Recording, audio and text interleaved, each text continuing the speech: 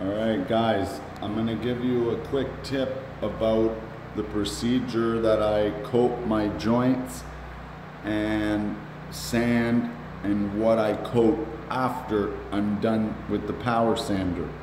Okay, so right now everything is boxed, everything is coated with the automatic tools. Okay, so today I ran my angles. Okay, and I've only got one coat on the corner beads. All right, but that's okay because some of them are still wet at the bottom anyways, so I can't coat them. I prefer to have everything like my corner beads and my butt joints done before I do my inside corners, but it never works out that way. So what I do is I coat all of my corner beads and stuff once, my butt joints with the box, you know, the 10, 10, and then a 12 down the middle. But what happens is if you get a really bad butt joint, like this 4-footer right here, as you could tell, it's pretty wide, but you see that basement window right there? We are in the basement. You could kind of tell there's that that window gutter thingamajig there, the window frame thing on the outside, culvert. So anyways, that's gonna shed a lot of light on this, see, and they put butt joint, and butt joint. So those 3 butt joints are very crucial because you will get a bunch of light, especially at the top part of the window, shine on that whole ceiling. So today, instead of coating all my corner beads because they're still wet, I'm gonna coat all the butt joints that I have on this ridiculous huge basement ceiling.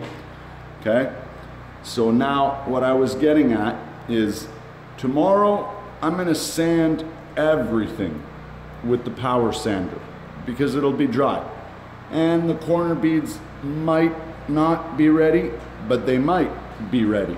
So I'm just gonna hit them real quick with the power sander, and then once everything is completely sanded, all I need to do is skim my my corner beads, like all those bulkheads. Most of the bulkheads are dry because the heat rises. It's mostly the stand-up corner beads that are not dry.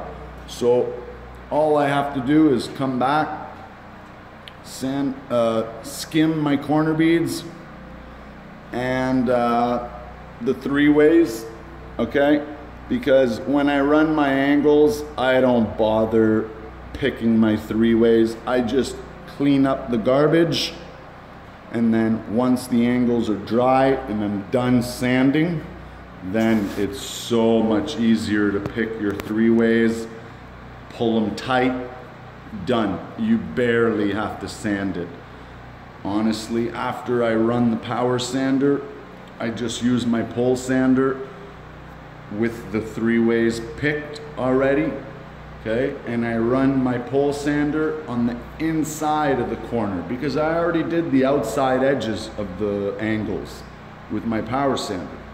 So now, after sanding day, all I need to do with the pole sander is go on the inside of the angles and the corner beads very lightly because I've already power sanded them a little bit and I skimmed them after that real tight. So 150 grit, buff it out, that's it. Usually when I rough sand, I use 120, and I use only foam back sandpaper. All right, so that's my tip for my sanding procedure.